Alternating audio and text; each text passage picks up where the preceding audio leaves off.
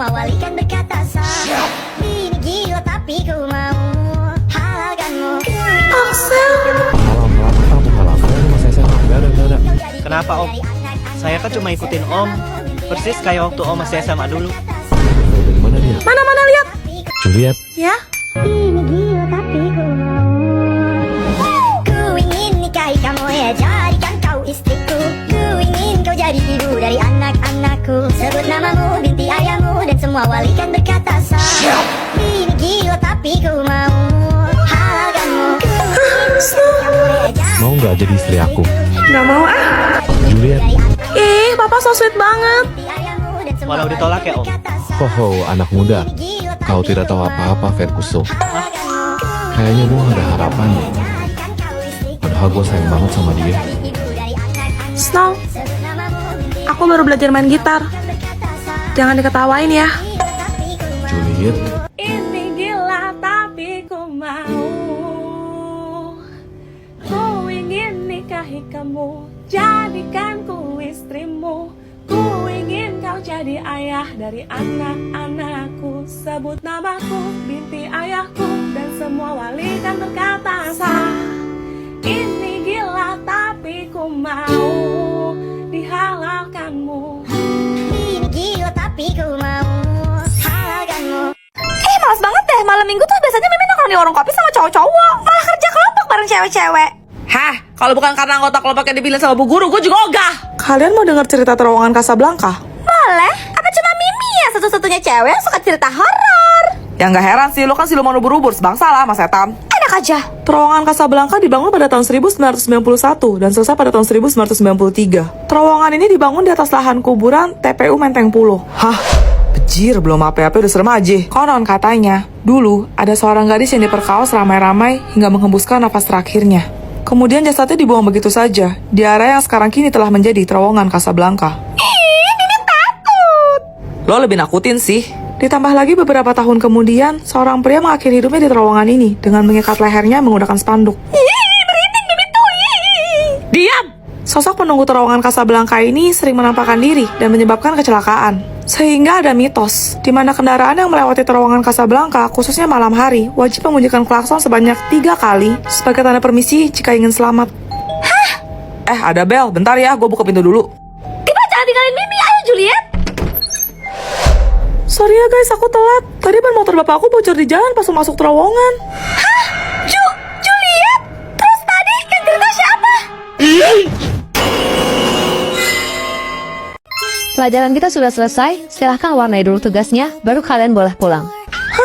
Aduh, mana gue lupa bawa lagi. Snow, pinjem pensil warna dong. Gua adanya krayon. Pas banget. Gue juga gambar Shinchan. Apa hubungannya? Maksudnya, kartun krayon Shinchan kan? Feeling gak enak. Jangan bilang ada kisah kelam di balik kartun itu. Shinchan terinspirasi dari seorang bocah berumur 5 tahun di Jepang yang bernama Shinosuke. Dia memiliki seorang adik perempuan bernama Himawari. Mereka lucu banget ya, Bu. Suatu hari mereka sedang asik bermain bola di taman. Tanpa sengaja bola tersebut terlempar jauh. Himawari dengan semangat mengejar bola itu hingga ke jalanan. Tapi tiba-tiba sebuah mobil datang melaju dengan kecepatan tinggi. Terus, Shinchan yang sadar segera berlari untuk menolong adiknya. Namun naas, keduanya malah tertabrak dan harus melenggang nyawa. Misaya, sang ibu, sangat terpukul dengan kepergian kedua anaknya. Lalu ia menemukan krayon milik Shinchan. Dan dengan krayon itu, ia mulai menulis cerita apabila Shinchan masih hidup sampai sekarang dalam buku hariannya. jadi Semua tingkah lucu, canda tawa, serta keceriaan Shinchan hanya karangan Misaya semata yang depresi karena kehilangan anaknya. Itulah alasan mengapa Shinchan tidak pernah tumbuh dewasa. Ternyata bocah jenaka seperti kamu punya kisah yang segelap ini. Jajan. Bukannya itu mobil papa ya? Kok parkir di semak-semak gitu sih? yuk, aman kok di sini sayang. Nakal, kamu gak sabaran banget sih. Itu kan Tante Hazel. Ngapain mereka? Mencurigakan. Celo ngintip. Celo harus cepat pulang kasih tahu mama. Mama, tadi Celo lihat papa parkir mobil di cemak-cemak sana. Berduaan sama Tante Hazel, tetangga kita itu loh, Ma. Apa? Ternyata dia. Stop, Celo. Sekarang kamu simpan cerita kamu. Tunggu papa kamu sampai rumah, baru kamu sambung cerita kamu tadi, oke? Siap, Mama. Papa pulang. Celo, tadi kamu lihat apa waktu kamu jajan ke warung, nak? Celo, lihat. Papa parkir mobilnya di semak-semak belakang kompleks itu, mah. Gawat. Lanjutin, Celo. Di dalam mobil, Papa cuma berduaan sama Tante Hazel tetangga kita itu loh, ma. Terus? Mateng, abis dah gua. Mungkin AC mobil Papa rusak kali ya, ma. Soalnya mereka berdua kayak kepanasan sampai lepas baju gitu. Ngapain mereka? Terus mereka berdua main kuda-kudaan. Percis kayak Mama sama Om Flos waktu Papa lagi pergi perjalanan bisnis ke Hong Kong seminggu yang lalu itu loh, ma. Halo, ma. Apa? Minggu ini siapa lagi nih belum bayar? Ini anak kebiasaan bayar nunggak sampai berabad-abad. Ser, aku bayar buat yang bulan ini. Nah, gini dong, lancar pembayarannya. Oke, sekarang waktunya berburu para manusia penunggak uang kas. Nah, mau kemana kau? Kau nih bayar uang kas susah betul, bah. Gila beli batagor di depan 20.000 sehari bisa. Cepat. Kalau enggak, aku taruh nomor bertugas sampai lulus kau nih. Nah, gitu dong. Dari tadi, kek. Halo, selamat pagi, Bu Ketua Pimpinan Kepala Cabang Direktur CEO Manajer Bendahara. Ya, semuanya kau sebut. Saya ingin melaporkan bahwa hari ini terjadi pengeluaran tidak terduga sehingga saya... lanjutkan aja terus. Kau nih udah nunggak 6 bulan kau ya. Capek aku nagihin kau aja tiap bulan. Syukur-syukur gak aku datangin rumahmu ya. Kalau gitu gimana kalau giveaway uang kas aja? Bagus, sini. Ginjalmu yang aku giveaway kan. Gimana? Untuk pemilihan pengurus kelas kali ini dan seterusnya, silahkan kalian pilih teman kalian, kecuali Serena. Alhamdulillah. Ya, Celo, kamu suka main Roblox ya? banget. Celo biasa main Block Heaven sama Kia. Rumah kita tetanggaan loh. Hati-hati.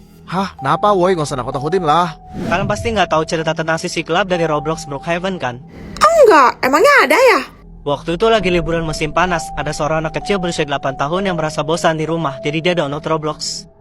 Terus? Dia memutuskan untuk main Brookhaven dan masuk ke salah satu server.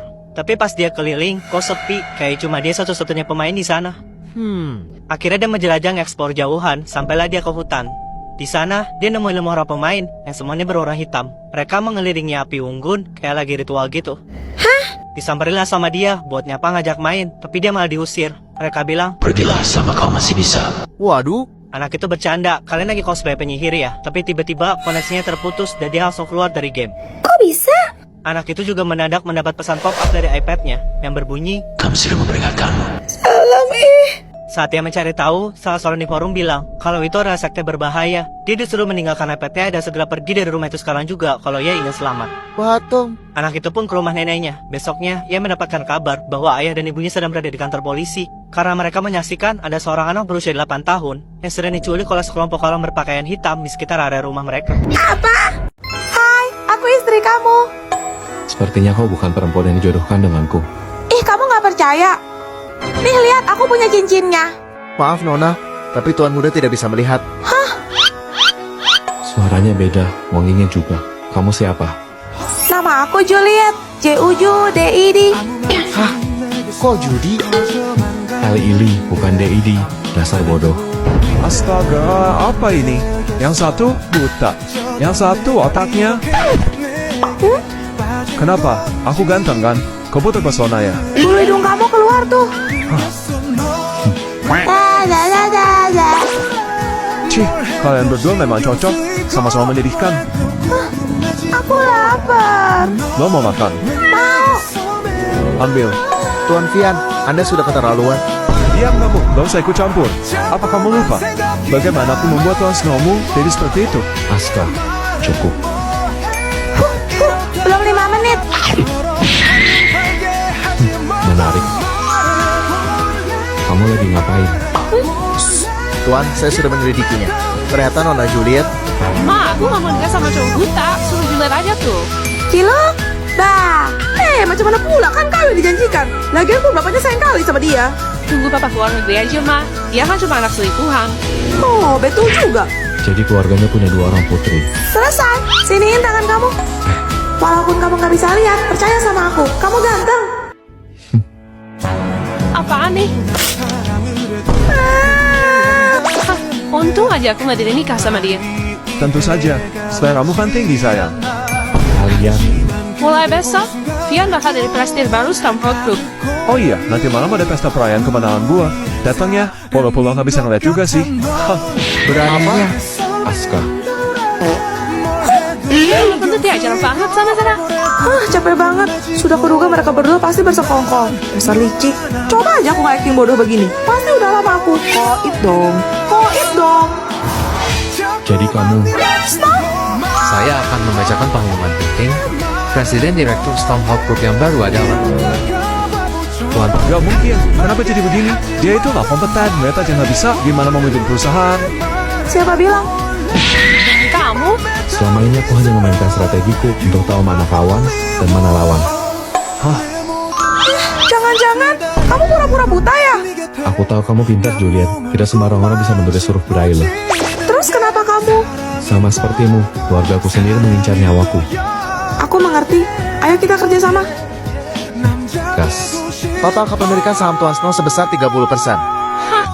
Vian, 35%. Kalian semua dengar kan? Aku masih jadi pemegang saham tertinggi. Tidak. Kalau aku memberikan 20% sahamku. Selamat Tuan Snow, Anda memiliki 50% saham Stormhold sekarang. Apa? Terima kasih, Juliet. Aku tahu awalnya semuanya dimulai dari kebohongan. Tapi setelah mengenalmu, aku benar-benar jatuh cinta padamu. Snow. Maukah kau menjadi istriku yang sesungguhnya? Ya mau lah.